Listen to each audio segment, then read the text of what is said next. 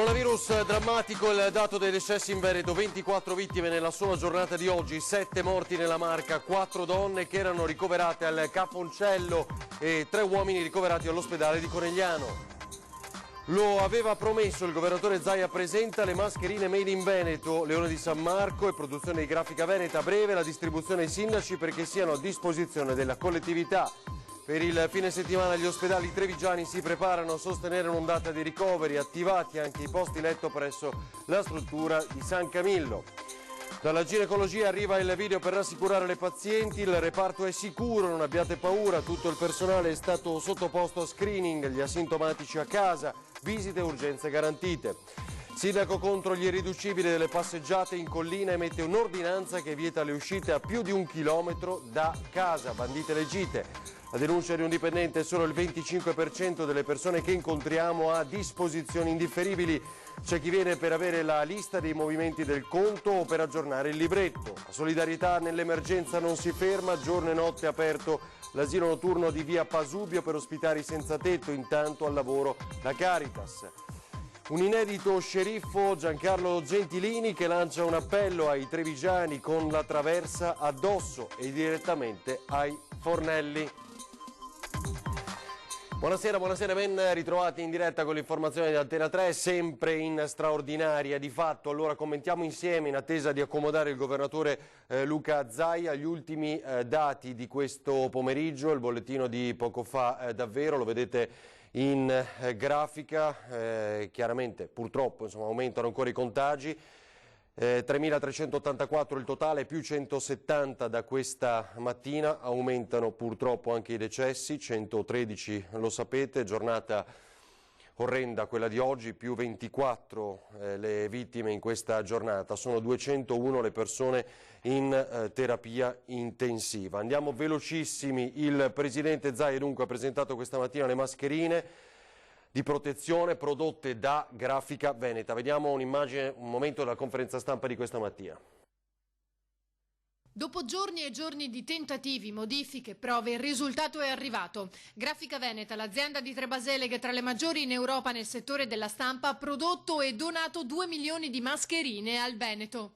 Col Presidente abbiamo un rapporto di amicizia decennale, l'ho sentito in grande difficoltà e come fai a non essere vicino al tuo territorio, ai tuoi amici e alla tua gente. Le ha presentate il governatore Zaia insieme al titolare Franceschi nella sede della Protezione Civile a Marghera. Li distribuiremo, oltre a quelle che andremo a comprare, le distribuiremo gratuitamente tramite la Protezione Civile a coloro che magari non hanno avuto modo di approvvigionarsi. Io ho chiesto che vengano confezionate in confezioni da 25, distribuiremo direttamente, queste sono 10, da 10 e quindi anche perché sono più spesse, è vero, rispetto all'altro materiale, e quindi daremo i pacchettini alle persone.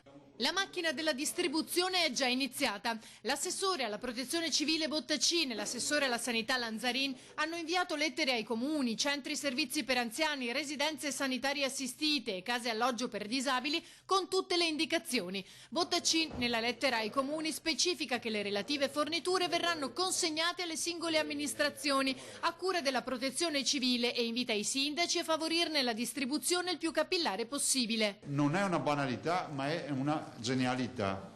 Io penso che Franceschi, mi perdono, lui è passato alla storia perché ha stampato tantissimi libri famosi, tra i quali Harry Potter, però penso che qui passerà la storia per essere l'uomo delle mascherine del coronavirus. Poi abbiamo pensato agli anziani e tutte le persone che magari non hanno molta manualità. Primo orecchio, e poi si fa uscire bene l'orecchio, poi si tira, vedete? Perché è consistente e morbida contemporaneamente, si tira e si va al secondo, eccolo là.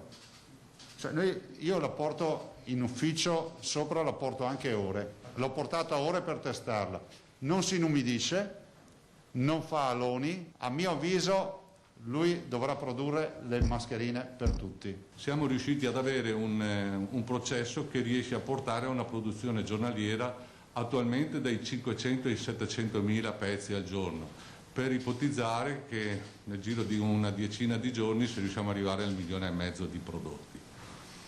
È un prodotto deve essere un usa e getta, che quindi è una barriera che si può utilizzare ai supermercati in tutta la quotidianità, perché anche una mascherina importante dovrebbe essere utilizzata al massimo un giorno. Si tratta di un dispositivo di protezione non ad uso chirurgico, ma che potrebbe diventarlo a breve. Stiamo lavorando comunque assieme al Ministero che penso nel giro al massimo di una settimana si poter definire questa una mascherina chirurgica di primo livello. Il ministro Speranza ne avrebbe chiesto alcuni campioni. Allora, torniamo in diretta e saluto e ringrazio il governatore del Veneto Luca Zaia. Grazie Presidente per essere con noi. Allora, la portata, quindi la possiamo vedere. Sì, volete vedere indossarla? Molto semplice. Ecco.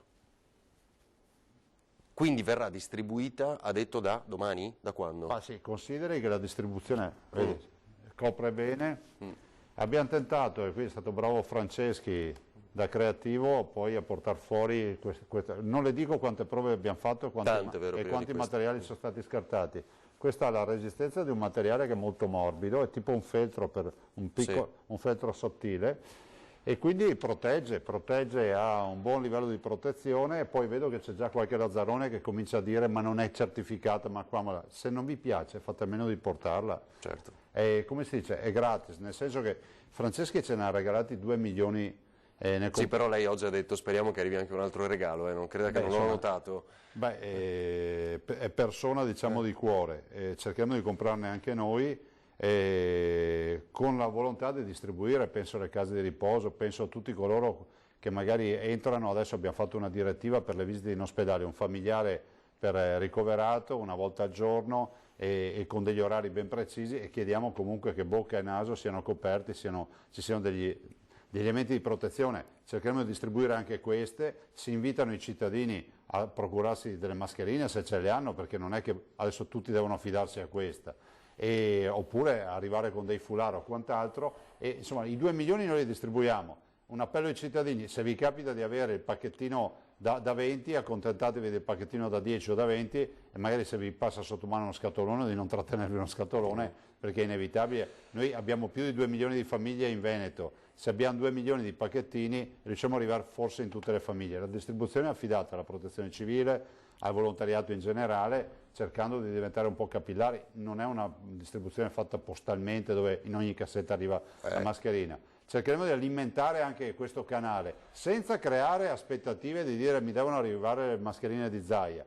Potrebbero arrivare anche le mascherine tramite qualche conoscenza. Però già è un gadget, lei ha capito perfettamente. Diciamo. In questo momento siamo tutti preoccupati, guarda. Speriamo, ovviamente ci affidiamo perché in questo momento non se ne trovano. Questo, guardi, a chi è negativo aiuta a non respirare il virus emesso da qualcun altro. Al positivo non ti permette di mettere ovviamente il contagio. Questo è stato l'obiettivo.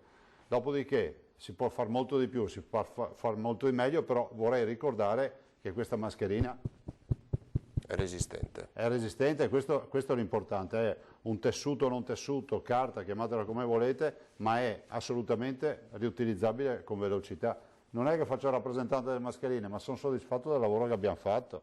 Franceschi ha fatto un bel lavoro e questo per noi significa salute. Presidente, sa cosa vuol dire, no? Perché nel momento in cui... nel quale non si trovano mascherine. Esattamente, questo è il tema. Allora, nel momento in cui lei oggi era in diretta, ovviamente su Antena 3, Rete Veneta, come sempre, nel momento in cui ha dato questa notizia, che annunciò qui tra l'altro qualche settimana fa ormai, oggi è realtà, abbiamo ricevuto, ecco, non le dico migliaia, ma quasi, di richieste, dove la trovo, come faccio a comprarla, distribuita nei supermercati, ne abbiamo bisogno. Allora, il primo tema che noi dicevamo è evitiamo la ressa.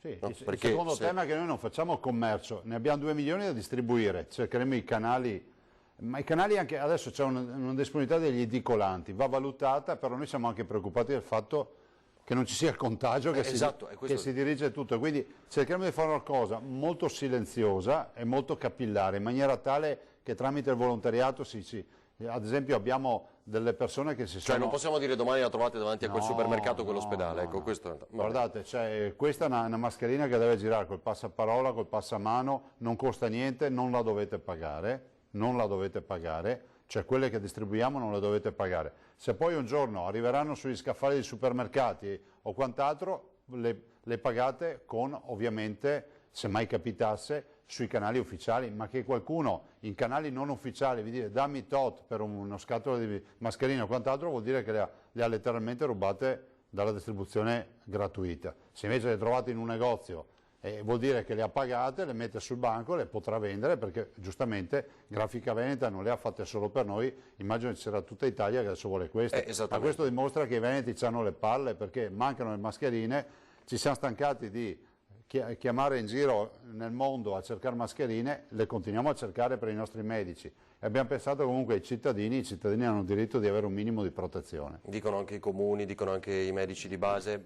Posso chiedere, non è cosa che attiene al suo ruolo ovviamente, certo. Però si sa già quale possa essere il prezzo? No, guardi, Franceschi le deve prezzare, non ho la più pallida idea, però insomma stiamo parlando di una mascherina usa e getta. Io gli ho detto, cioè, se le vuoi mettere anche nei canali di vendita, che potrebbero non essere escluso a un certo punto, di fare un pacchettino famiglia con le 20 mascherine, che sia un prezzo abbordabile, insomma, di certo uno non deve fare un mutuo per comprare 10 mascherine o 20 mascherine usa e getta. Poi usa e getta fino a un certo punto, è utile gettarle a un certo punto, però le dico, io per testarle le ho portate anche una giornata e a fine giornata questo è l'esito, insomma questa è una mascherina che è stata testata oggi, questo è l'esito. Quella che oggi lei ha utilizzato in conferenza sì, quella stampa, di questa mattina questa. Ho visto che infatti ha chiesto anche Franceschi, insomma, di indossarla perché poi eravate tutti lì, certo. Tutti lì insieme. Ma guardi che è strepitosa questa cosa, e fra l'altro io mi sono battuto perché nel decreto uscisse la facoltà di dar la stura a tutti questi imprenditori. Abbiamo molti giovani che vogliono fare mascherine, le facciano. Adesso c'è all'articolo 16 del decreto Cura Italia, come è stato detto, andate a leggerlo, c'è l'autorizzazione a produrre mascherine per protezione individuale dei cittadini. Non si parla dell'aspetto clinico e medico, dei cittadini. I cittadini hanno il diritto di proteggersi. Però questa avrà rango di mascherina chirurgica nelle prossime ore o no? Non escludo che lo possa diventare, perché comunque ha le caratteristiche del tessuto, si adatta bene al viso, quindi isola bene il viso e sicuramente può avere il rango di mascherina chirurgica. Stanno tentando ovviamente di avere le autorizzazioni e penso che verosimilmente le possa avere. Quindi già di fatto da tutta Italia se diventa chirurgica si può utilizzare nei canali della sanità a quel punto. Perché invece l'obiettivo mi era sembrato di capire aiutare l'80% della popolazione in modo che le FFP2 e 3, che comunque già non si trovano, vadano a chi di dovere. Certo, non è un M3, non è una 3M, non è un PFF3, che sono quelle, diciamo, che si usano nelle terapie intensive, che sono quelle per gli operatori. Però insomma è già un buon livello di protezione rispetto al nulla o a fantasie che uno si può inventare. Hai in idea di... ora le ordinazioni sono dappertutto, no? Anche la Protezione Civile Nazionale ha intenzione di ordinare ovviamente io ho chiesto al signor Franceschi che garantisca ai veneti la possibilità di averle sempre come magazzino per primi, perché non vorremmo mai doversi mettere in fila, visto considerato che nasce qui da un'idea veneta ed è giusto che i veneti siano i primi a utilizzarle. Qui le chiedono di portarle porta a porta. Sì, ragazzi, guardate, è come le migliaia di persone che mi stanno chiamando che vogliono fare mascherine. C'è un fermento imprenditoriale. Molti vorrebbero riconvertire l'azienda. Sì, c'è un fermento imprenditoriale. Io dico, guarda, dico a tutti, avete mascherine, fatele e ve le compriamo, basta che siano certificate. Però noi non siamo nelle condizioni di seguire tutti i progetti imprenditoriali, non abbiamo il tempo. Cioè, non abbiamo il tempo di seguire ogni aziendina che vuole... L'altro giorno, tra le tante richieste, c'è un'azienda di mobili che vuole riconvertirsi a fare mascherine. Cioè, l'unico impegno che ci ho messo è per un'azienda con la quale abbiamo chiuso un contratto di 10.000 mascherine al giorno, è di Caorle, e sembrava ci fosse la possibilità di caricare in un aereo una macchina per fare 1 milione di mascherine al giorno, chirurgiche, in Cina. E mettere la macchina qui in produzione, a questo punto diventava una sorta di accordo pubblico-privato per autoprodurci le mascherine. Non siamo riusciti a comprarla la macchina, costava, diciamo, relativamente poco, perché con 200.000 euro, da quello che si sapeva, si poteva portare a casa 1 milione di mascherine al giorno. Lei capisce che tiravamo un sospiro di sollievo per tutti i nostri ospedali, ma non ci siamo riusciti. Oggi ho detto una cosa anche durante la diretta, di fatto lei non vuole che si diano buone notizie perché sennò magari ci si riversa in strada, si pensa che sia passato, invece abbiamo visto i dati, però questa è una buona notizia o no? Quella delle mascherine sì, assolutamente. Altre buone notizie è che abbiamo dimesso 197 persone dall'ospedale.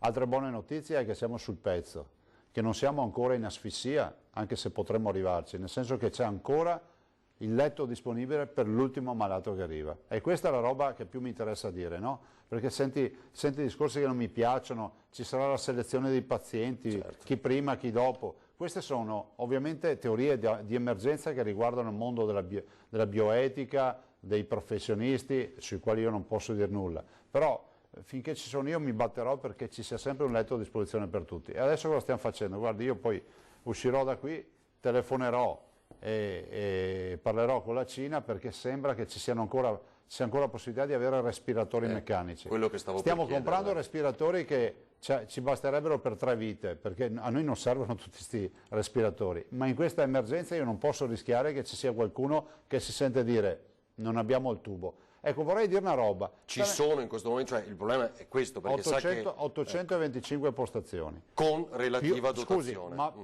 la dotazione sta arrivando, l'ultima sono un centinaio di respiratori, entro il 20 ci sono. Però vorrei anche dire una cosa, ricordiamoci che poi abbiamo centinaia di postazioni di semi-intensiva, cioè abbiamo i CPAP, i caschi, cioè vi ricordo che non vanno tutti in intensiva adesso abbiamo 197 pazienti, poi abbiamo 596 pazienti distribuiti tra la semi-intensiva e le malattie infettive. C'è un po' di polemica perché dicono ma Zai ha fatto requisire i respiratori anche ai veterinari. I veterinari hanno respiratori meccanici per uso umano, cioè sono umani utilizzati per gli animali. Noi abbiamo fatto censire il Veneto, ce ne sono 50, in caso di emergenza estrema sappiamo che abbiamo altri respiratori, cioè non è che sono sporchi, perché il tubo è il tubo che ci interessa, la macchina è un'altra roba, è il tubo che non vorrei che qualcuno cominciasse a pensare che il respiratore che è in bocca al cavallo piuttosto che al cane, cioè tutta la parte, diciamo, la macchina è una roba, ma tutto il device, cioè la parte di connessione al paziente è sterile ed usa e getta, si usa e si getta. Esatto. Siccome sono macchine per uso umano utilizzate in veterinaria, abbiamo in via prudenziale, insomma, 50 sono brutto da dire, se c'è una guerra tutti fanno il conto delle armi che ci sono in giro, no? Le nostre armi oggi sono i respiratori meccanici, ce ne sono 50 in Veneto. In questo momento siamo più dotati della Lombardia quasi. No, guardi, non faccia questo esempio. Va bene. Anche perché la Lombardia sta vivendo una tragedia, un dramma. ma bisogna essere a fianco al governatore Fontana perché poi sa, non è giusto confrontare la Lombardia con il Veneto, hanno un'altra storia, hanno altri numeri e potrebbero avere anche un altro virus, nel senso che potrebbero avere una mutazione del nostro. Mi preoccupa invece, per dare brutte notizie, che noi stiamo crescendo fortemente nel Veronese. Vi ricordo che al di là, a qualche chilometro, c'è la provincia di Brescia. Certo. E a Brescia in ginocchio, questa notte abbiamo avuto 79 casi a Verona di positivi e quindi stanno crescendo fortemente, quindi la provincia di Verona oggi è attenzionata, che è la provincia che era, diciamo, la Cenerentola fino a una settimana fa. Per dire che io non danzerei alla vittoria, aspettiamo di arrivare alla fine di questo percorso che è incasinato. Poi ho letto anche questa notizia che si dice che di 3.000 morti 3 solo sono con il 12 in tutta Italia sarebbero quelli perché non hanno altre patologie, perché non abbiamo 197 pazienti in terapia intensiva che avranno anche altre patologie, ma se non avessero il coronavirus non sarebbero in terapia intensiva in Veneto. E i nostri 97 morti, se non c'era il coronavirus, molti di questi sarebbero ancora vivi. Punto. Senta, adesso vediamo un servizio, anzi vediamolo subito, poi le faccio un'altra domanda sul tema privati. Oggi c'erano 22 gradi, insomma era una bellissima giornata. Chissà che scaldi ancora di più. Speriamo, se davvero servisse. Operativo entro fine settimana come ospedale Covid positivo il San Camillo di Treviso, vediamo. Da questa settimana fino agli inizi della prossima, lunedì e martedì, avremo, come si suol dire, questa onda di piena. Stiamo lavorando appunto per, come dire, frenare questa onda e dare risposte a tutti i cittadini in termini di salute, cioè di presa in carico e di ovviamente aiutarli a superare questo momento difficile. Gli ospedali trevigiani si preparano a reggere quello che potrebbe essere il picco dei ricoverati e il direttore generale Benazzi annuncia che in città scenderà in campo a supporto del Cafoncello anche l'ospedale San Camillo. Io ringrazio Suor Lenzi e tutti gli operatori di San Camillo. Come diceva il Presidente Zaia, siamo in una guerra, oggi siamo in guerra, quindi in guerra si ha bisogno di tutti, quindi San Camillo, e ringrazio il suor Lenzi per questa grande generosità, questo grande cuore che ha e ha dimostrato di avere sempre, devo dire, di averci messo a disposizione questi posti letto. La Regione ci ha autorizzato a utilizzarli, quindi noi contiamo entro il fine settimana ovviamente di far conto anche di questi posti letto proprio per tenere botta a questa ondata di piena che ci aspettiamo arrivi. Nel frattempo a livello di terapia intensiva i posti letto sono stati aumentati di una quindicina. Gli spazi in più negli ospedali di comunità, vedi Vittorio Veneto, serviranno per i Covid positivi asintomatici per i quali a casa non è possibile garantire l'isolamento. In campo potrebbe entrare per trattare pazienti del pronto soccorso negativi ai test anche la clinica di Monastier. Ogni direttore ci ha già dato il suo calendario e noi andremo a fare circa 300-350 tamponi al giorno al personale di tutta l'ULSS 2. Contemporaneamente stiamo facendo circa 100-120 tamponi che andremo a concordare, che stiamo concordando con i medici famiglie e i pediatri di libera scelta, e naturalmente altri tamponi andremo a fare nelle case di riposo. Come tutti sanno, noi abbiamo 3 situazioni importanti di case di riposo dove ci sono stati dei contagi di ospiti, per cui queste sono state isolate e stiamo facendo i tamponi a queste case con una media di 120-130 tamponi al giorno. Infine la questione delle positività a ginecologia, una dozzina, primario compreso, che ha messo in apprensione anche mamme e future mamme di ostetricia. Possiamo garantire, stragarantire che i percorsi sono fatti da persone che sono negative ai tamponi, non ci sono problemi, sono nati anche dei bambini e siamo felici di questo, la vita continua e la ginecologia di Treviso, che ha una tradizione straordinaria, sia in numero di parti, oltre 2000 parti, ma anche di preparazione professionale, continuerà a lavorare per dare un servizio alle nostre donne e alla nostra comunità. Allora, così anche con il direttore Benazzi, tamponi, a che punto siamo nella crescita che ci porterà a registrare 13.000 al giorno? Se posso permettermi, sì. Ho visto il bel servizio di Benazzi del San Camillo, voglio ringraziare ufficialmente le suore del San Camillo, suor Lenzi fra l'altro, perché la notizia gliel'ho data io, nel senso che l'ho chiamata io ancora, penso una settimana fa, perché ormai ho perso un po' la cognizione del tempo, ho detto guardi, suor Lenzi, abbiamo bisogno anche del suo ospedale. Noi dobbiamo, ovviamente siamo attrezzati con un piano di ospedali straordinari che dismettiamo temporaneamente per le cure canoniche, ma io spero che nel giro di qualche mese, dalle proiezioni, insomma la volta di giugno, male che vada, se purtroppo resisterà tanto, e dopodiché tutti gli ospedali tornano a fare quello che facevano prima e glielo faremo fare meglio di prima. Lo dico anche ai tanti sindaci che magari si preoccupano giustamente, ma che debbono anche capire che in guerra non si fanno prigionieri. Noi abbiamo la necessità di bilanciare tutto quello che è cura del coronavirus, e saranno tanti pazienti, con quello che è la cura ordinaria. Abbiamo compresso alcune attività ordinarie, ma per garantire assolutamente che i pazienti, quelli importanti, entrino tutti in ospedale, trovino un letto, trovino un medico e trovino le cure. Per i tamponi voglio dire che noi non li facciamo a tutti, perché a me spiace che passi questa idea che si fanno tamponi a tappeto, quello che era tamponi, il titolo. Si fa una buona campagna di tamponi, li si fanno anche con l'Università di Padova, col professor Crisanti,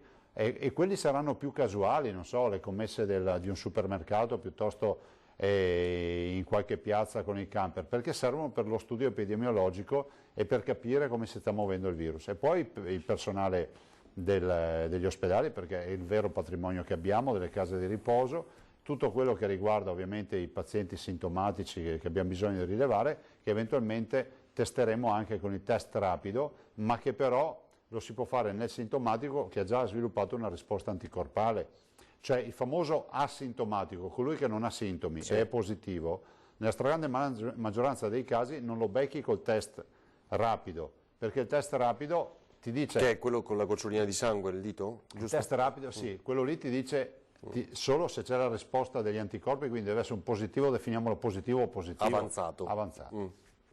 E quindi arriverà magari anche se fosse un test rapido, allora sì, lo daremo a tutti i cittadini. Vero? Cioè, quel test costa 8 euro, chi è che non andrebbe a comprarsi un test per 8 euro per farsi il test e capire se ha sviluppato o no la malattia? Allora, Patrizia, guarda, ho centinaia di commenti. Nel Veronese aumentano le cifre grazie alle passeggiate del fine settimana insieme alle riunioni familiari dei fine settimana nei giardini, nonni, nipotini, eccetera, eccetera. Diciamo che non aumentano per colpa di quello, ma certo aiutano, nel senso che non stare a casa, non capire di stare a casa, e poi ci porta ai guai che riempiremo gli ospedali.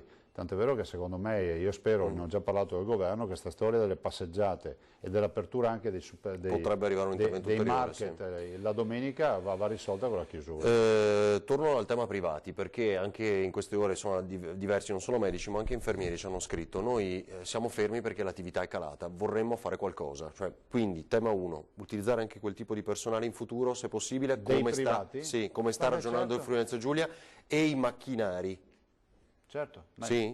È già previsto questo? Ma c'è già il piano, guardi, i privati in Veneto hanno il 5% delle terapie intensive, il 95% sono tutte della regione del Veneto. Questa è la risposta di chi diceva che noi avevamo dato tutto ai privati. Stiamo gestendo tutta questa cosa ancora oggi con il pubblico, a parte l'aver, fra virgolette, chiesto la disponibilità di strutture come San Camillo piuttosto che Villa Salus, ma semplicemente per un tema logistico, cioè San Camillo ha un vantaggio su Treviso, che è vicino al Cafoncello, e quindi riusciamo a spostare in base alla gravità i pazienti da un nucleo all'altro, e così vale per Villa Salus. Ma pensi solo che noi abbiamo riattivato 5 ospedali, o 6 adesso non ricordo, vecchi chiusi, sono già tutti messi in moto e hanno 710 posti letto nuovi, tutti pubblici anche quelli.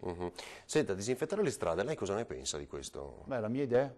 Ho fatto io scrivere ai sindaci. I sindaci hanno avuto una circolare mandata da noi nella quale dico che valutino l'opportunità di lavare le strade, nebulizzare con una soluzione acquosa di acqua e ipoclorito di sodio, significa varachina al 5%. L'ho fatta fare io la disposizione. Ma se no poi si alimentano, no, quei timori per cui uno dice che porta con le scarpe dopo l'asfalto, le porta il virus in casa, tutte quelle cose si dicono e sulle quali... Cioè, è d'accordo che si è detto tutto e contrario di tutto, Presidente, e quindi anche forse la comunità scientifica ci capisce poco a volte su questo nuovo virus. La disinfezione delle strade, delle piazze, dei luoghi di grande transito non fa male. No, quello sono. Fra l'altro noi abbiamo questa tradizione che non abbiamo l'abitudine di lavare le strade. Se lei andasse in Spagna, gli spagnoli di notte lavano le strade, per dire, no? Utilizzano il lavaggio come elemento di pulizia. Quindi io penso, tanto è vero che le posso garantire che è talmente nostra questa iniziativa che addirittura ho parlato con il Presidente nazionale di Coldiretti, ma c'è anche una disponibilità di CIA, della Confederazione Italiana Agricoltori, e Coldiretti, con la quale ho parlato, che è la più grande associazione, per mettere a disposizione gli atomizzatori, visto che si è sempre parlato male di quelli dei vigneti, no? Adesso quelli dei vigneti servono perché vanno con l'atomizzatore a spruzzare acqua. Due cose velocissime. Nicola, Luca, quando vieni a Vo, Colle Ogani a salutarci, sei il migliore avanti, insomma, nel senso, quando io poi... ho in animo di andare a Vo, però sa, in questo momento sono rinchiuso tutto il giorno, tranne queste veloci apparizioni in unità di crisi a Marghera, e lì prendiamo le decisioni, dirigiamo in base ai problemi del momento tutto quello che accade su sto fronte. Quando sarà finita bisogna assolutamente andarci e ci andremo. Piccola questione, i coltivatori familiari possono fare l'orto? È il periodo in cui tra l'altro si deve fare la semina, no? Giusi ci scrive tra i tantissimi, cioè noi vorremmo andare, tra l'altro è la spesa. Farsi l'orto a casa fa bene, ma sa che sono anche quelli lontani, no? Si mangia, si zappa. Beh, guardi, io penso una cosa, cioè poi dipende quanto lontano è, perché se uno attraversa una provincia per andare a fare l'orto è un'altra roba, però penso che se uno ha l'orto a casa è un modo anche per passare il tempo, no? È importante che non ci chiami tutti gli amici, si faccia anche un giro di ombra di carte con l'orto. Ultimo flash, poi le faccio vedere un ultimo servizio, Presidente, so che deve andare. Per quanto riguarda il pagamento delle rette degli asili, tanti ci chiedono questo, no? Sono chiuse le scuole, Guardi, mi creda, non so dare una risposta, so che il decreto peraltro è gonfissimo di articoli. Immagino e spero che sia previsto anche questo aspetto, però non glielo so dire, cioè è inutile che parli di cose che non so. Una cosa di sicuro non c'è nel decreto, il riconoscimento di quanti stanno facendo servizio pubblico, glielo faccio vedere. Italo, il servizio sulle TV locali, grazie. Oltre agli interventi indispensabili al fine di garantire innanzitutto la salute dei cittadini, il governo non si è occupato del sistema radio-televisivo locale, che a costo di grandi sacrifici sta svolgendo un ruolo informativo di prossimità irrinunciabile sui propri territori. Un'attività professionale esercitata in una condizione di tante incertezze, perché di ora in ora gli inserzionisti, fonte di finanziamento essenziale dell'emittenza locale, disdicono i loro contratti pubblicitari, poiché gli esercizi commerciali e gran parte delle piccole aziende sono chiuse.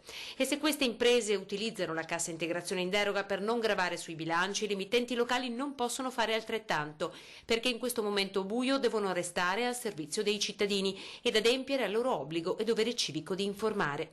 È evidente che se le emittenti radio TV locali vogliono assicurare costante servizio e presenza sul territorio, non possono fare ricorso a sospensioni neppure parziali dell'attività, né agli ammortizzatori sociali. Mai come ora il loro lavoro è servizio di pubblico interesse, è vicinanza alla gente, è comunicare con un'informazione tempestiva e verificata.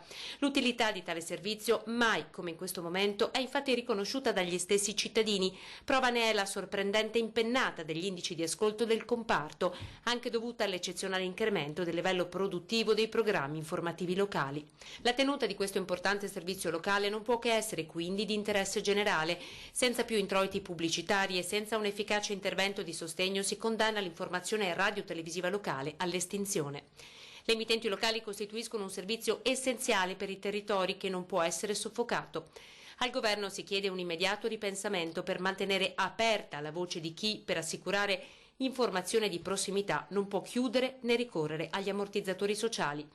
Tenere aperta la linea e la voce di chi è in questo momento in trincea e in prima linea nell'informazione di emergenza è un dovere che non può non essere sostenuto anche per l'utilità pubblica e sociale che assicura. Ci dispiace, ma è un tema anche questo, cioè dovevamo raccontarlo e forse le persone non lo sanno, ci vedono in onda 14 ore al giorno ma non lo sanno. Diciamo che voi fate servizio pubblico e non siete pagati per farlo. Esatto. E questo è scandaloso, perché io posso riconoscere che se non ci fossero stati i media, soprattutto le TV locali in questa fase, comunicare con i cittadini sarebbe stato difficile. Lo dite voi nel servizio, no? Avete tanti ascolti, ma quante ore di diretta avete fatto? Glielo chiedo, quante ore? Cioè, penso che siano un'infinità. Ormai siete diventati dei familiari nelle famiglie, siete delle persone di casa, di famiglia, ormai vi conoscono tutti. Noi come ente pubblico, ve lo dico senza ombra di dubbio, approfittiamo di questo canale, del vostro canale come TV privata, come network di TV private, per comunicare informazioni di protezione civile, di sanità, perché poi non siamo venuti a fare dibattiti per parlare di politica, siamo venuti a parlare di misure, di attività, di appelli ai cittadini, quell'appello di state a casa che ha svuotato le strade la sera stessa. Se non lo si faceva tramite voi, come facevamo a farlo? Col postino. Con tutto il rispetto del postino non avremmo avuto lo stesso impatto. Per cui io penso che questa sia una battaglia legittima. Mi rifiuto di pensare anche che debba diventare una battaglia. A me sembra una roba ovvia che le TV private debbano essere aiutate, soprattutto, come dite voi, in questa fase quando c'è anche il calo della pubblicità. Voi vivete di pubblicità, lo insegnava Berlusconi, no? La mia TV vive solo di pubblicità, non vi chiede il canone. Ecco, allora, c'è chi ha il canone e chi non ce l'ha ed è giusto che sia aiutato, per cui qui trovate sempre un sostenitore di questa politica, diciamo, di difendere le TV locali, che è anche, posso dire, fino in fondo un presidio anche di democrazia, perché il fatto che ci sia pluralismo, a me non risulta che voi fate parlare solo alcuni in questa televisione, a me capita di vedere, date voce a tutti, no? E quindi è giusto che si riconosca questo. Penso anche che molti esponenti del governo vengono sentiti più volte da voi e penso che questo sia anche un fatto di coerenza anche per il governo, di sostenere questa partita. Si ricorda le fake news durante Vaia? E qui è molto peggio, ricordo, sì, ma io mi ricordo le vostre dirette per Vaia, mi ricordo le vostre dirette per questa vicenda di coronavirus, mi ricordo le vostre dirette per la tromba d'aria che c'è stata ma qui si scatena il panico per una fake news, Cioè, questa è la preoccupazione maggiore, è molto più delicato ancora. Penso che i cittadini hanno capito che voi date informazioni che sono validate, che sono serie. Quando uno dice ma l'ha detto Antena 3, lo ha detto Antena 3, cioè non è che avete la storia di raccontaballe o di gente che spara e poi il giorno dopo un altro giorno. E penso che la serietà debba essere premiata, quindi se battaglia dovrà essere, noi ci siamo, questo è poco ma sicuro. Grazie davvero Presidente. Prego. Domani che cosa dirà? Ma domani daremo una contabilità dei controlli delle spese. Siamo andati... Quindi nelle aziende? Sì, ormai si va verso la chiusura della settimana. Che giorno è oggi? Non so, bella domanda. Sarà mercoledì. Mercoledì 18 marzo. Bene. E quindi si va verso la chiusura della settimana, abbiamo già i primi controlli, devo dire che si sta facendo un bel lavoro, parleremo di questo e ancora di altri argomenti. Grazie davvero e buon lavoro. Grazie, buona serata a tutti. Al Presidente della Regione Veneto Luca Zaia. Ora il videomessaggio al reparto di ginecologia Cafoncello. Buongiorno, sono la dottoressa Zannol, sono la responsabile della sala parto dell'ospedale di Treviso Cafoncello. Abbiamo voluto fare questo videomessaggio per tutte le pazienti che avranno bisogno del nostro aiuto in questo periodo. Volevamo rassicurarvi perché il nostro reparto è sicuro come tutti i reparti di ostetricia e ginecologia del Veneto. Stiamo determinando tutte le procedure necessarie per mantenere contenuta l'infezione, che vi ricordo è diffusa su tutto il territorio nazionale. Oltre a queste procedure abbiamo anche voluto screenare tutto il personale in modo da poter lasciare a casa il personale asintomatico ma positivo al virus. Tutte le visite del percorso nascita non hanno subito variazioni, quindi sono garantite tutte le visite ostetriche e tutto quello che è necessario per seguire la gravidanza, soprattutto le gravidanze ad alto rischio. Sono inoltre garantite tutte le urgenze ginecologiche, quindi anche la parte chirurgica che sarà necessaria. Per garantire maggiore sicurezza a tutte le mamme e ai neonati, vi chiediamo di accedere a questo reparto accompagnate da una sola persona di fiducia. Questa persona potrà essere accanto alla mamma durante il periodo espulsivo del parto e per tutte le 2 ore del postparto con lo skin to skin. L'orario visite reparto sarà poi dalle 19 alle 20. Vi aspettiamo garantendovi professionalità e sicurezza. Vi aspettiamo, andrà tutto bene. Questo è il messaggio lanciato dalla ginecologia. Andiamo avanti insieme con le notizie che arrivano dal Trevigiano e poi ancora tutta una tirata per continuare la nostra edizione straordinaria. Allora, anche all'ospedale di Treviso è partita la sperimentazione del farmaco utilizzato per l'artrite reumatoide per curare i pazienti contagiati dal coronavirus. Ne abbiamo parlato oggi con il dottor Carlo Agostini.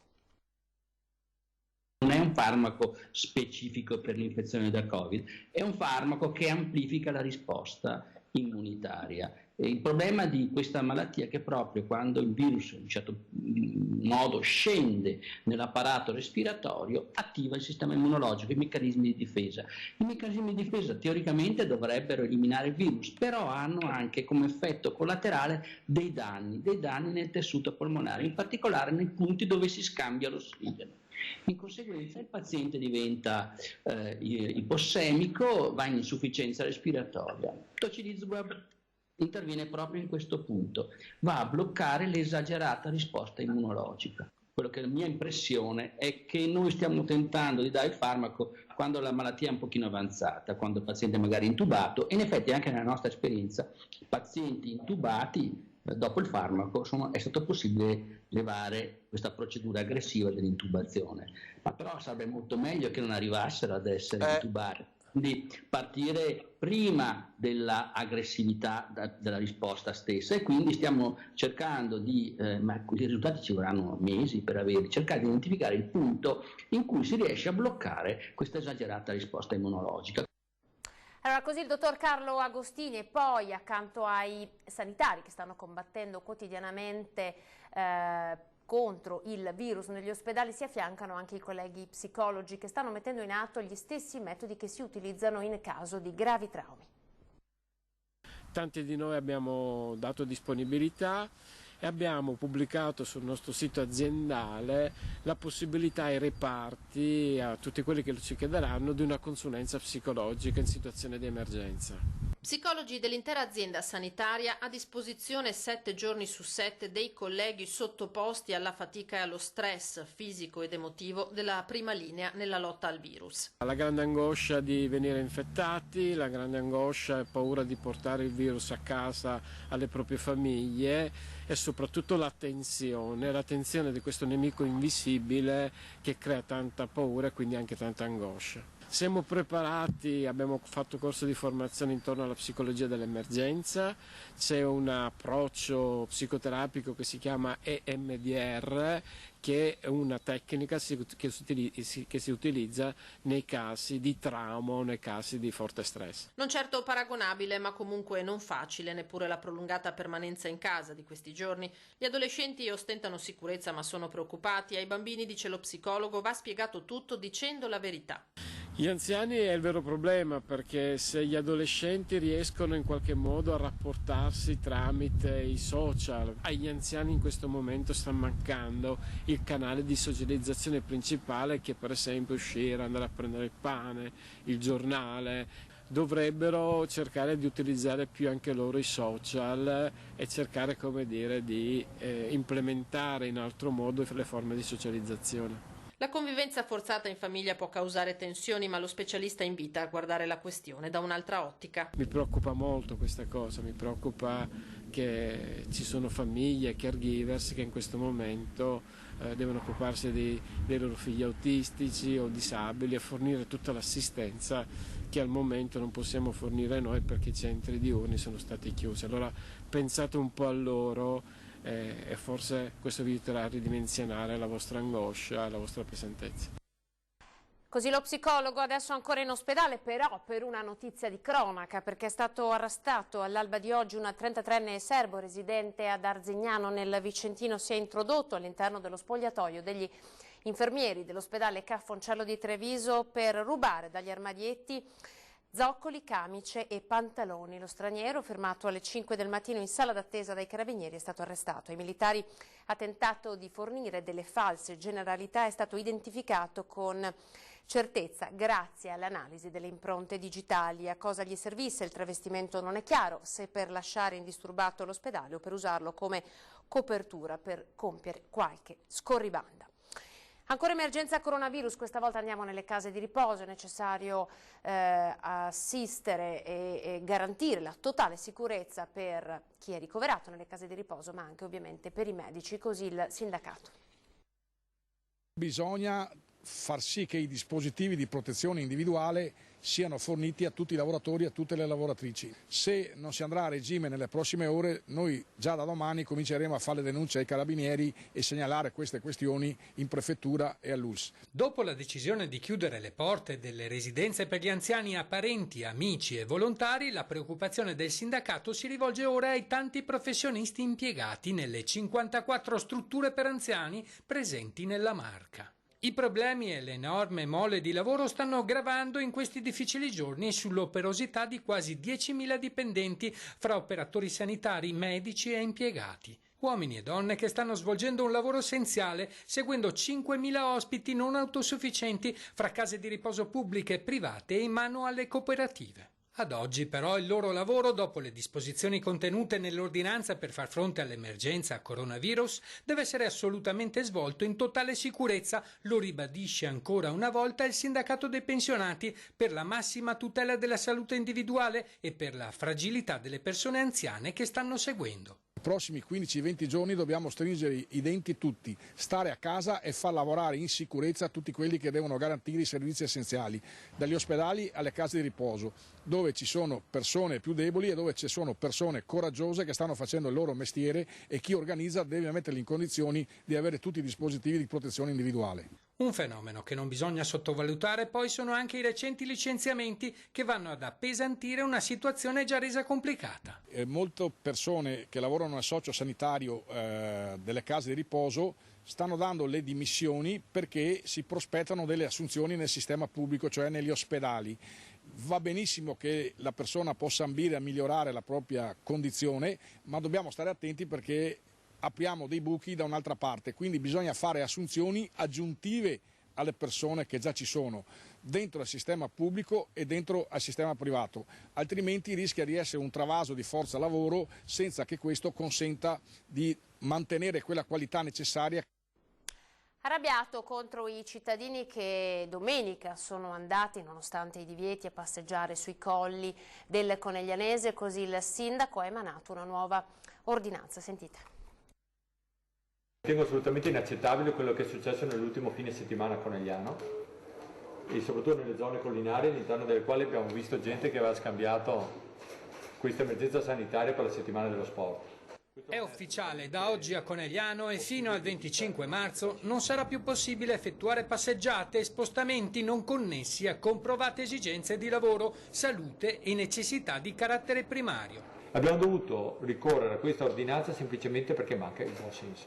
Il buon senso chiedeva di rimanere a casa se non c'era necessità precisa. È indignato Fabio Chiesa, sindaco di Conegliano. Troppe le persone che in questi giorni hanno per noia trasgredito quanto previsto dal decreto del governo, unico rimedio per cercare di contenere al meglio la diffusione del coronavirus sul territorio. Abbiamo tantissima gente che si sta sacrificando, tanti anziani a cui abbiamo chiesto di rimanere a casa, a cui portiamo il pasti a casa, e a fronte di questo ci troviamo una minima parte della nostra popolazione che vediamo ancora sta scherzando con questa situazione di emergenza sanitaria. Per cui abbiamo deciso di emettere un'ordinanza che vieta il passeggio sulle colline. Faremo alzare anche dei droni che individueranno nelle aree collinari se ci sono delle persone. La nuova ordinanza vieta quindi di passeggiare nei parchi aperti, nelle piazze cittadine, negli argini del fiume Monticano e nei percorsi ciclopedonali. Il divieto riguarda anche numerose vie cittadine. Per cui in tutte le vie principali della città che si snodano verso i nostri colli sarà impossibile passeggiare. Non si vuole penalizzare chi vorrà uscire da casa per necessità di salute, si potrà fare lo stesso. Chi esce non si dovrà però allontanare di 1 chilometro dalla propria residenza. Sarà possibile spostarsi da casa solamente per motivi sanitari o motivi di lavoro o al limite fino a 1 chilometro di distanza da casa per portare a passeggiare il cane o per motivi inderogabili. Per cui è finito veramente ogni tipo di possibilità di uscire dalle deroghe che erano state fatte. Tanti settori letteralmente in ginocchio. Questa sera ci occupiamo della produzione del latte. A lanciare l'appello è il presidente di Coldiretti.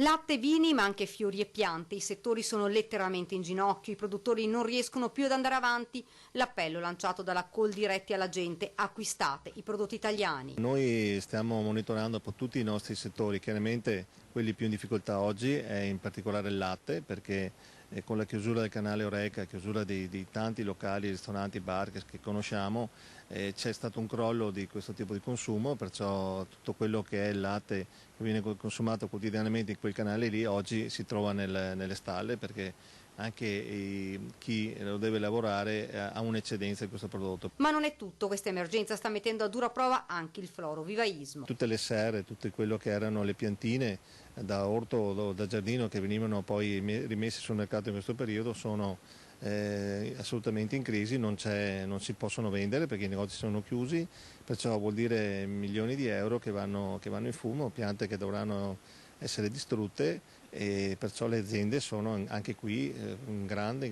difficoltà. Aziende piccole e medie che non hanno nessuno sbocco sul mercato, questo è uno tsunami vero e proprio, dice Polegato, che ha travolto tutto e tutti. Un altro comparto è il settore vinicolo, perché tutti quelli che operano nel canale Oreca, vedi in particolare l'area della Conegliano Valdobbiadene, non solo, anche della zona del Prosecco e del Pino Grigio, tutte quelle aziende che comunque vivono con la ristorazione oggi sono sostanzialmente ferme, non c'è la possibilità in nessuna maniera di poter sopperire ai volumi che prima si faceva in questo settore qui. Hanno bisogno di un aiuto perché si trovano con le cantine piene ed una vendemmia che non è poi così lontana.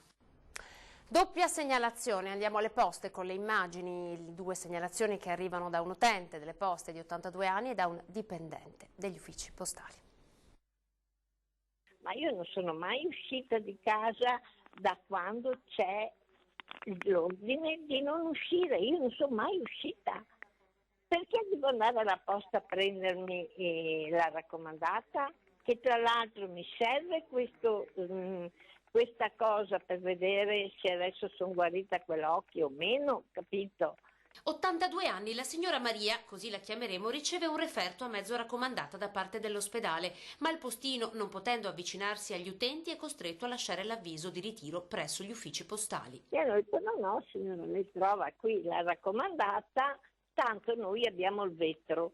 Ho capito io che avete il vetro voi, ma io che sono fuori e c'è altra gente che passa, che tra l'altro è un ufficio piccolissimo, piccolo, Voi siete riparati, ma io no. Contattiamo le Poste Italiane che in questi giorni di emergenza, anche in ottemperanza degli ultimi provvedimenti governativi, spiegano di aver messo a disposizione degli utenti per limitare al massimo gli accessi tutti i servizi online e la possibilità di ricevere raccomandate normali direttamente in cassetta. Sarà lo stesso portalettere a firmare.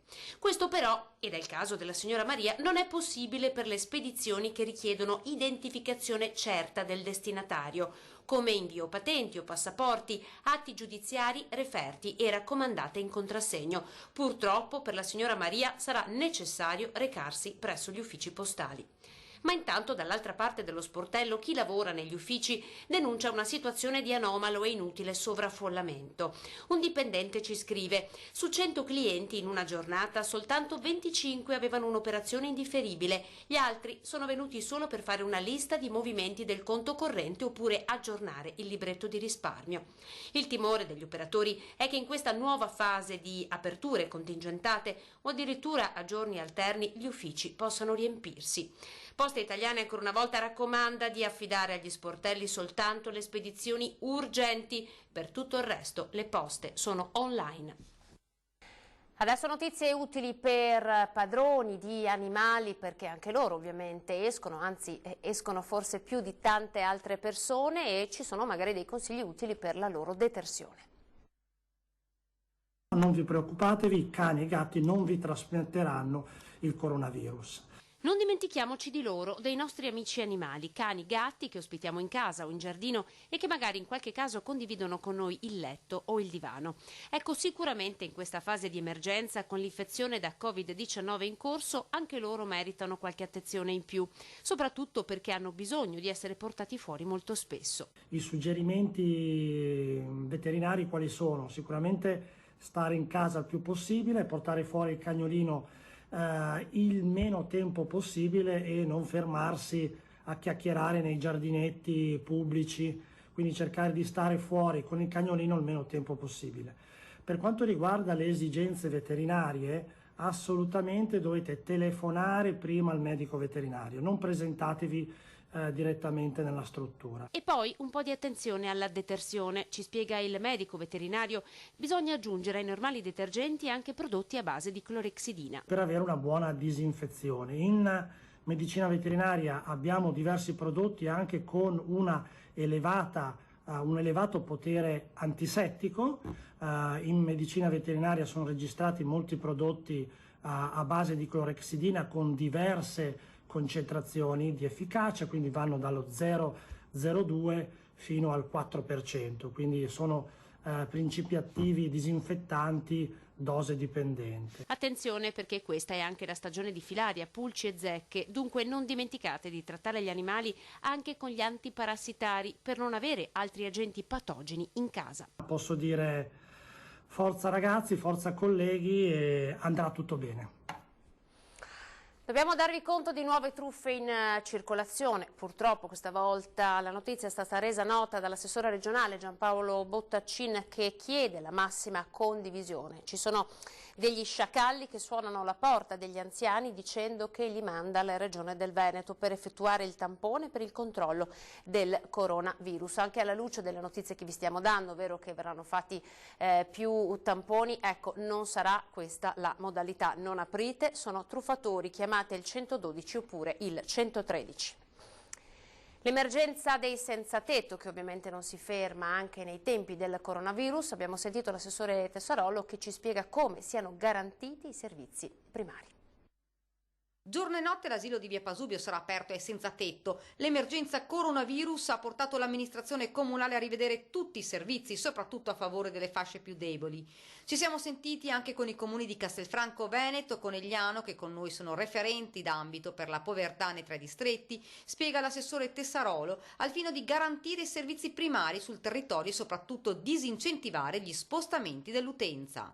Abbiamo esteso dallo scorso fine settimana quella che è l'asilo notturno che noi offriamo dai 20 ai 40 posti in accordo con la prefettura, quindi abbiamo la possibilità in fase del tutto emergenziale di offrire un servizio notturno in più e soprattutto teniamo un servizio aperto anche durante il giorno per consentire a quest'utenza di avere un posto dove poter stare. Anche la Caritas si è mossa nella stessa direzione, non solo, ma continua il servizio mensa a mezzogiorno presso la comunità alloggio comunale nel centro storico, servizi garantiti dal gestore Nova Facility. Abbiamo ridotto ed è stato ridotto da parte di Caritas quello che è il servizio mensa, riducendo il volontariato, ma è garantito comunque, quindi non ci sono più i pasti seduti a tavola perché non era possibile garantire le misure di sicurezza, ma non viene meno il servizio. I volontari della comunità di Sant'Egidio intanto stanno lavorando senza sosta per il supporto in strada a chi ancora si trova in situazioni di marginalità. L'appello dell'assessore Tessarolo alla cittadinanza. E invitiamo ovviamente la popolazione a stare in casa e ad uscire solo in caso di stretta necessità. Con l'impegno di tutti siamo certi che riusciremo ad uscire da questa fase. Ed ora diamo lettura di un comunicato ricevuto da Confindustria Radio TV sul decreto Cura Italia. Oltre agli interventi indispensabili al fine di garantire innanzitutto la salute dei cittadini, il governo non si è occupato del sistema radio-televisivo locale, che a costo di grandi sacrifici sta svolgendo un ruolo informativo di prossimità irrinunciabile sui propri territori. Un'attività professionale esercitata in una condizione di tante incertezze perché di ora in ora gli inserzionisti, fonte di finanziamento essenziale dell'emittenza locale, disdicono i loro contratti pubblicitari, poiché gli esercizi commerciali e gran parte delle piccole aziende sono chiuse. E se queste imprese utilizzano la cassa integrazione in deroga per non gravare sui bilanci, le emittenti locali non possono fare altrettanto, perché in questo momento buio devono restare al servizio dei cittadini ed adempiere al loro obbligo e dovere civico di informare. È evidente che se le emittenti radio TV locali vogliono assicurare costante servizio e presenza sul territorio, non possono fare ricorso a sospensioni neppure parziali dell'attività, né agli ammortizzatori sociali. Mai come ora il loro lavoro è servizio di pubblico interesse, è vicinanza alla gente, è comunicare con un'informazione tempestiva e verificata. L'utilità di tale servizio, mai come in questo momento, è infatti riconosciuta dagli stessi cittadini. Prova ne è la sorprendente impennata degli indici di ascolto del comparto, anche dovuta all'eccezionale incremento del livello produttivo dei programmi informativi locali. La tenuta di questo importante servizio locale non può che essere quindi di interesse generale. Senza più introiti pubblicitari e senza un efficace intervento di sostegno si condanna l'informazione radio-televisiva locale all'estinzione. Le emittenti locali costituiscono un servizio essenziale per i territori che non può essere soffocato.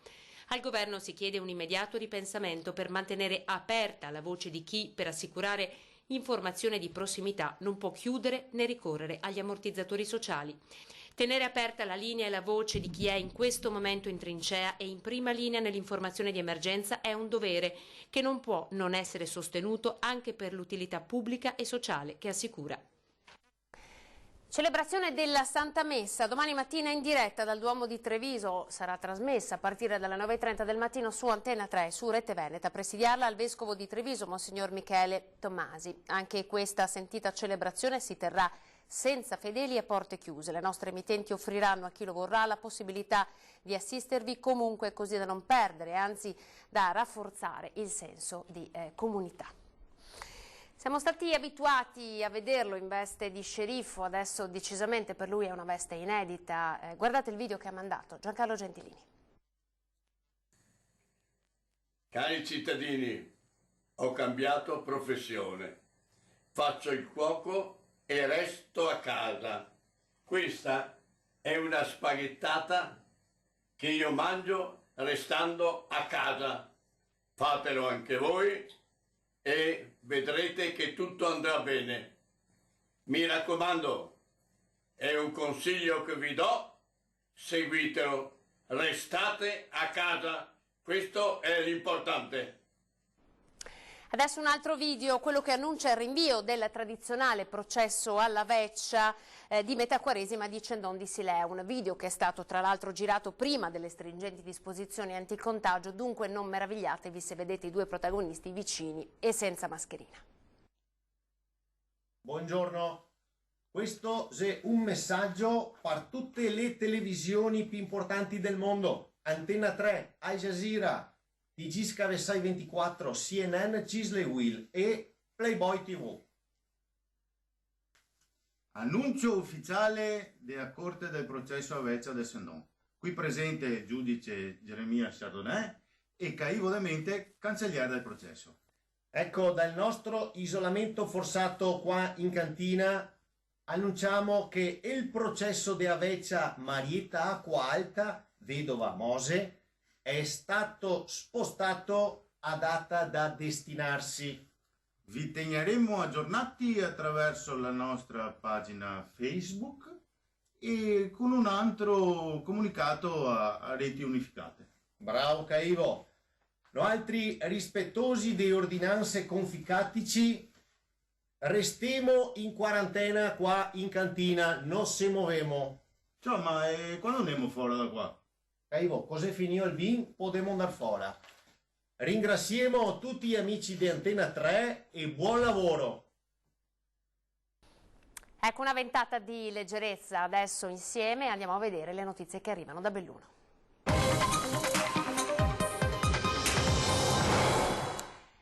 Allora, il contagio da coronavirus entra prepotentemente nel bellunese. In Alpago sono 18 i casi positivi, 13 dei quali tra gli ospiti della casa di riposo di Puos. Il sindaco Socal: siamo preoccupati.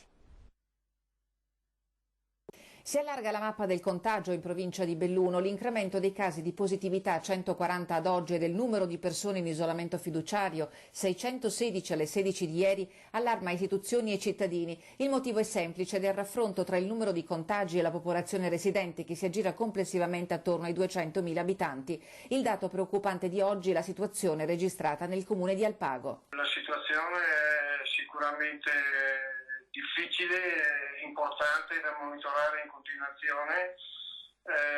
Diciamo che il numero elevato che si trova nel mio comune di Alpago è dovuto soprattutto alla situazione che si è creata nella casa di riposo di Puos. Nella sola struttura per anziani 13 sono i casi positivi, 5 quelli riscontrati fra i residenti del comune, che riunisce Farra, Pieve e Puos. Il problema della dislocazione, diciamo così, delle varie frazioni sta creando qualche ulteriore problematica legata soprattutto agli anziani e su delle frazioni che non hanno neanche il trasporto pubblico oltretutto, e che quindi si trovano adesso un po' in difficoltà per la chiusura dei negozi, per la chiusura della posta. 2 uffici postali su 3 sono chiusi, uno di questi per lavori e l'altro, quello di Pieve, per la decisione di Poste Italiane di razionalizzare il servizio al tempo del coronavirus. Abbiamo cercato in tutte le maniere di capire se era possibile perlomeno attivare questa situazione. Ad oggi non ho ancora una risposta, capisco le difficoltà che hanno anche loro. Di certo la situazione è complicata. Più a nord, ad Auronzo, è stata chiusa la caserma della Guardia di Finanza, dove un finanziere è stato trovato positivo e tutto il personale è stato posto in isolamento fiduciario domiciliare. 4 i nuovi casi di positività comunicati stamattina dal sindaco di Cortina d'Ampezzo. Tutti i sindaci rinnovano ai propri cittadini la richiesta di osservare l'obbligo di restare a casa. Il decreto Cura Italia è entrato in vigore, è stato pubblicato sulla Gazzetta Ufficiale, ma insomma, ha sollecitato anche molto scontento da parte degli imprenditori del nostro territorio. Sentiamo da Confindustria il commento della Presidente Bertone. Le misure adottate dal governo Conte saranno in grado di sostenere l'economia italiana? Per la Presidente di Confindustria Belluno Dolomiti la risposta è una sola ed è di segno negativo. Durissima la sua presa di posizione oggi in diretta durante la nostra edizione straordinaria. Ci si chiede anche chi l'ha scritto questo decreto e come l'ha scritto. La Confindustria è stata lasciata fuori, diciamocelo in modo molto chiaro. I miei associati sono arrabbiatissimi, delusi e penso che nei prossimi giorni, almeno come Confindustria Belluno, sicuramente cercheremo di intervenire nuovamente.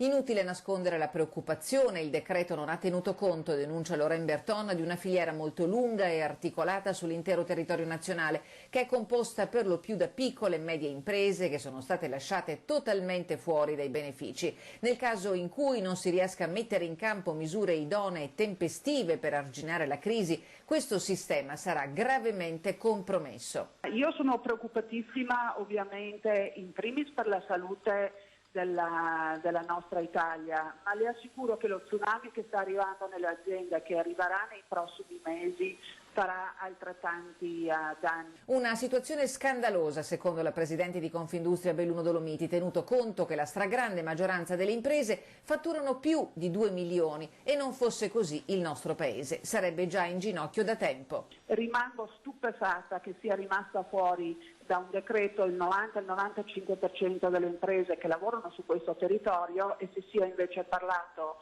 di Alitalia piuttosto che di RAI. Siamo veramente scandalizzati e sinceramente ci chiediamo a questo punto che senso ha continuare a investire e rischiare ogni giorno nelle nostre aziende.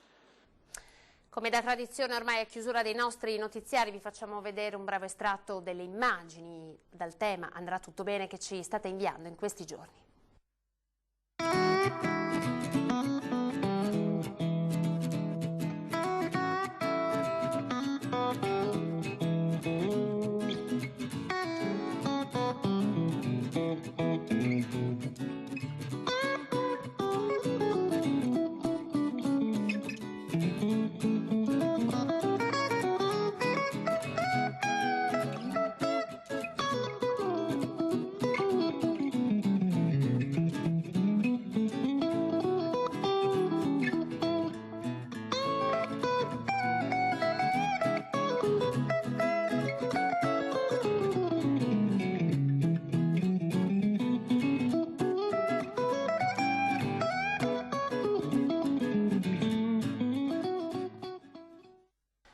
Ora le previsioni del tempo, poi avremo ancora circa mezz'ora per stare insieme con l'ultima parte della nostra edizione straordinaria. A dopo.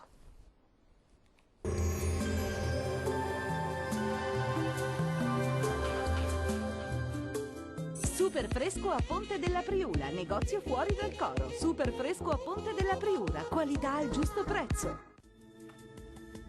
Bentrovati al meteo. Bel tempo e temperature sopra la media del periodo, ma nel weekend questo assaggio di primavera verrà spazzato via da un colpo di coda dell'inverno. Vediamo intanto il dettaglio di giovedì 19 marzo. Sul Veneto situazione invariata rispetto ai giorni scorsi, ampio soleggiamento con cielo sereno o con al massimo poche nubi a carattere sparso. Non sono attese piogge degne di nota. Temperature minime tra 5 e 9 gradi, valori massimi piuttosto caldi, compresi invece tra 17 e 21 gradi. Situazione simile anche sul Friuli Venezia Giulia, dove sarà una splendida giornata all'insegna di un bellissimo sole. Temperature minime fino a 10 gradi, massime sui 18-19 all'incirca. Uno sguardo infine alla situazione del Trentino Alto Adige, anche qui bel tempo con cielo al massimo velato, specie sui confini alpini. Temperature minime fino a 7 gradi, massime sui 20 gradi. Dal meteo di Antena 3 per ora è tutto, grazie per l'attenzione e arrivederci.